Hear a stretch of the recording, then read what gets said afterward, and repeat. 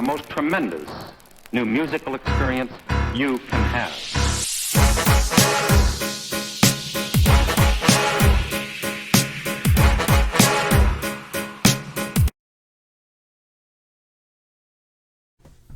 Alright, what's up y'all? It's Logan, and I'm here bringing y'all this review to this newest Joyner Lucas project called ADHD. Now, for those of you who don't know who Joyner Lucas is, he kind of blew up out of nowhere with the song "I'm Not Racist." It dropped with a video, really good song, really good concept, and then he dropped his debut album.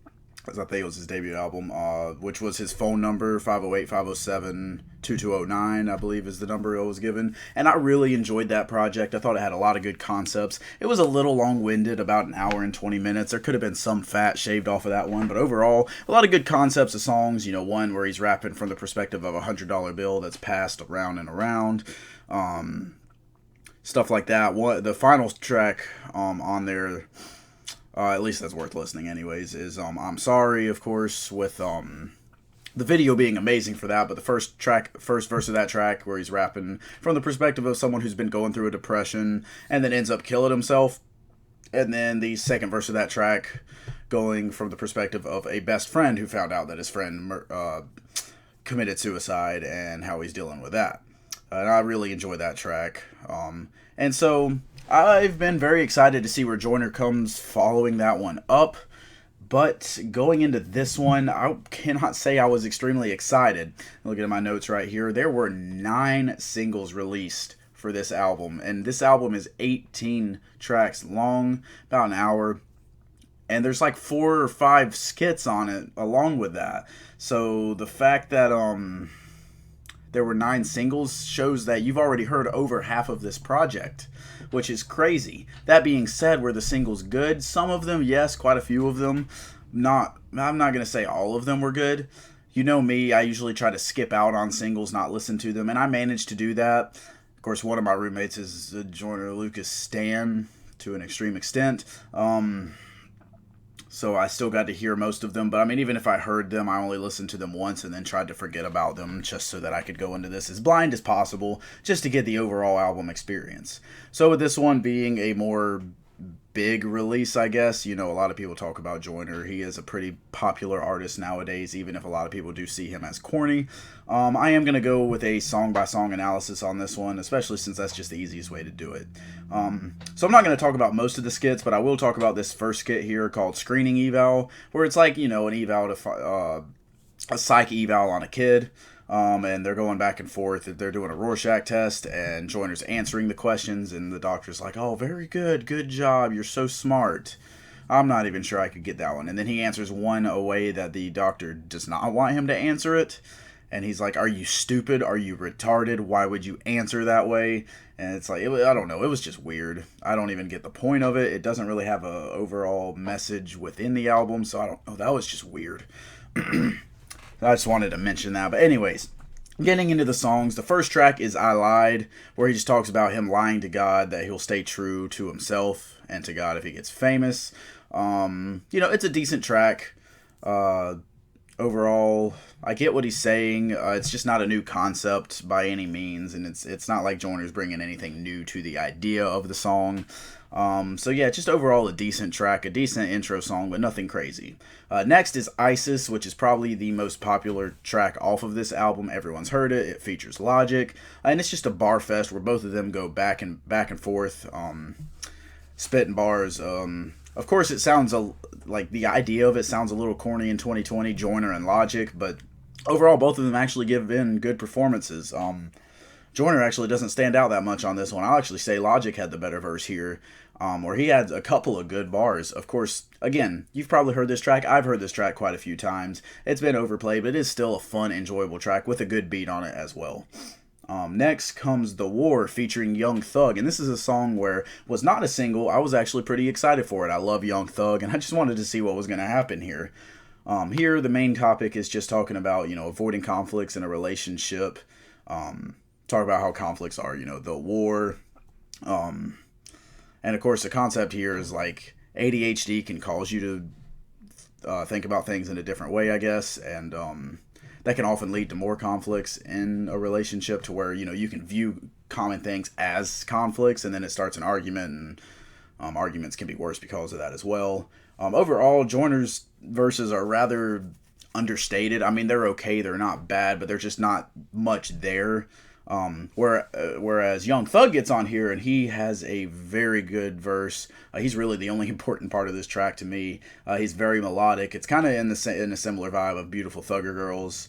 And he is very enjoyable to hear on here. The beat is a little bit understated, just a little bit more melodic. It fits with the tone, but it's just nothing crazy on there. So after that, we have the track I Love, which was the first single for this album, put out God knows how long ago, probably 2 years ago by this point. But it's a fun listen, of course. I imagine you've heard it, and if you've listened to this, if you're even interested in this album, I imagine you've heard this song. But it's catchy, it's hype.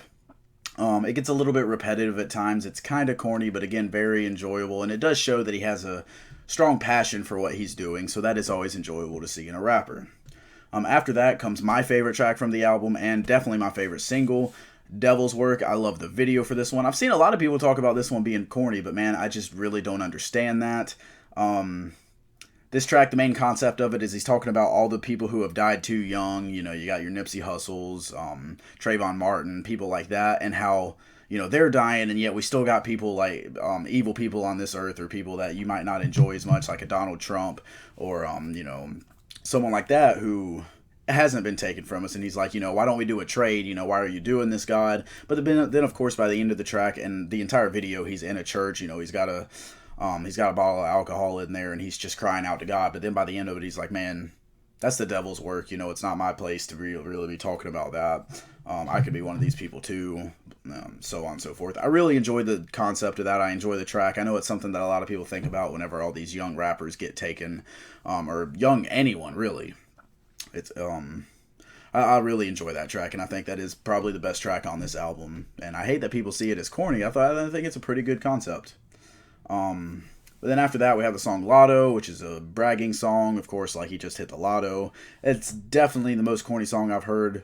I had heard up to this point, and probably, yeah, by the time that I got through the entire album, I'll still stand by that. It's probably the most corny song on here. Again, followed up by Goldmine, which again is another bragging song. Almost as corny as Lotto, but not quite. Couple more better bars. A little bit too much singing from him, where he should stick to more rapping, but overall it has a way better vibe than Lotto, so I do enjoy that track more, although both of them are definitely like, did they need to be there? I don't really know. After that, we have the song Finally with Chris Brown, with both of them reflecting on the stresses of life and how they are where they are now. They're celebrating being free and being able to be themselves. Chris Brown definitely has some good vocals on here, and overall it's a pretty good track, pretty enjoyable. Nothing crazy, but yeah, definitely enjoyable, and one that you would not want to skip. Let's say that. After that comes the Timbaland produced song. Let's see, where he just raps about the struggles that he's been going on early in life, along with success that he's had recently. It's kind of corny, nothing new, not even really amazing production. It almost kind of sounds awkward at times, especially over the hook. I mean, overall, it's not bad production, but not some of the best production, especially considering that Timbaland was on this one. So, overall, not one of the better tracks. Didn't really enjoy this one that much. After that comes Revenge, which was another single and another one of the better tracks. Obviously, here he's just talking about revenge, but it's over a really good piano beat that really makes you feel what he's saying. It has a very eerie vibe to it. And you can really feel the anger in his voice, like he wants to go out there and get his revenge, prove himself and all of that. I really enjoyed this track, and I thought it was pretty good. After that comes another skit that I actually want to talk about, following with that eval, the psych eval theme. It's the comprehensive eval where he's talking to that doctor again, and it's just another awkward skit where he's, getting called a retard and stuff, and the doctor's like, oh, so your meds aren't working the way you'd like them to? And Joyner's like, no. He's like a kid. He's like, no. He's like, all right, well, let's try this. Have you ever heard of cocaine? Yeah, I'm going to put that in your bag, and you should try that. That should get rid of all your ADHD. I don't know. That was just awkward. Especially considering that it doesn't really contribute to the overall theme of the album. But then after that comes the song ADHD, with, again, good production on this one. The beat is kind of all over the place, but in a good formulaic way to where it makes you feel like you have ADHD because it's like bouncing off the walls and stuff. And then his rapping is like all over the place too, but like in a way that makes sense, in a way that is easy to follow. And his bars just give you the feeling of having ADHD. It kind of makes you feel bad for him going through it and bad for anyone else going through it, especially if you don't understand it yourself. If you don't know anyone who has it really bad, or if you yourself don't have it, of course. So I thought this was a pretty good track overall. And again, it is another one of the singles.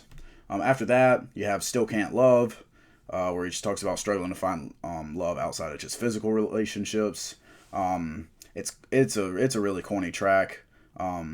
Has a pretty decent vibe to it, but overall nothing crazy there. Fabulous provides a pretty decent verse, but overall, I mean, that doesn't stand out. Definitely a skippable track.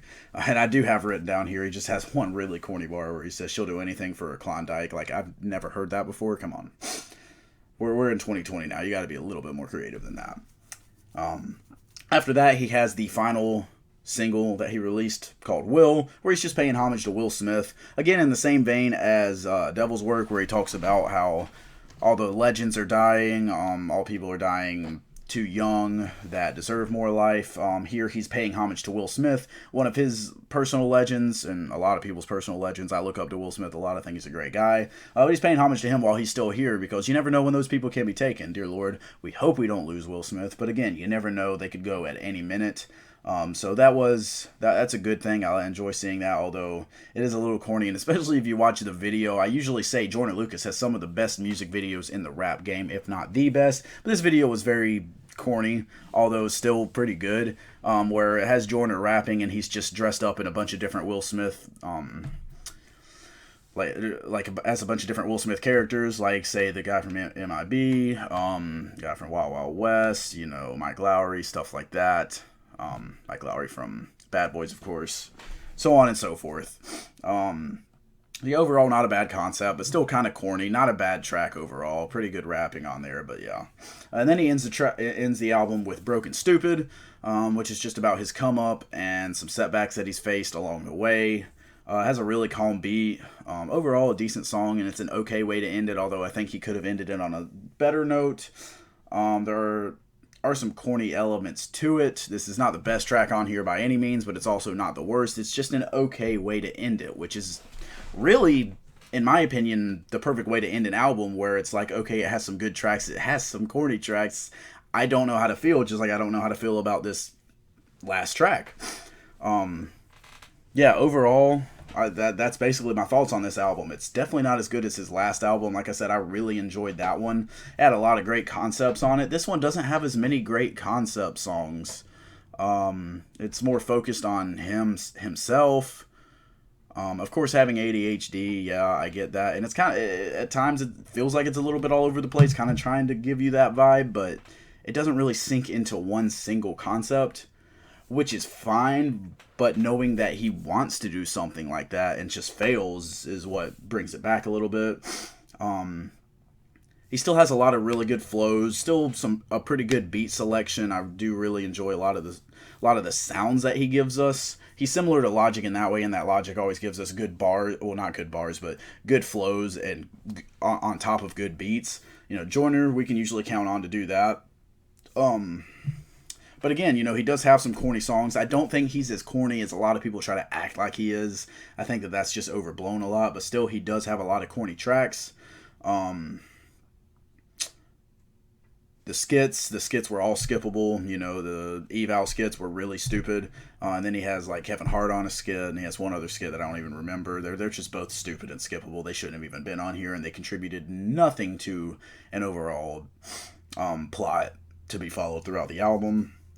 And then let's just talk about this rollout of this album. 9 singles. Why would you drop 9 singles over the course of like a year and a half, 2 years? For an 18-track album that has like 4 or 5 skits on it also. Like, that is not the smartest rollout. Actually, it's the worst rollout I've ever seen. And I'm not judging this album based on the rollout of it. Like I said, I usually try to skip the singles so that I can listen to them for the first time on an album. While I wasn't able to do that for this one, still, it didn't tarnish my enjoyment of them throughout this entire album. But yeah, I just don't get the point of why you did it like that. Like, you really just set yourself up for failure there. Drop 3 or 4 singles within 2 months span, maybe 4 months span at the most before your album drops, and then drop the whole thing.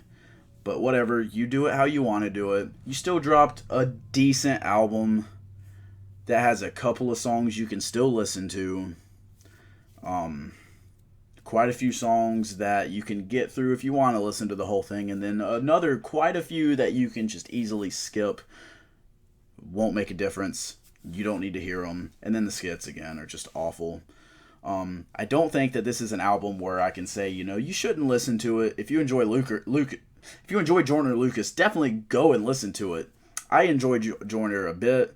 I'm not going to say I'm a huge fan just because he does have his corny themes, but I enjoy some of his music, so I definitely wanted to listen to this, and I don't regret listening to this, and I could see myself coming back at some point to listen again, if for nothing else, just because I'm listening to some of the other stuff he's put out.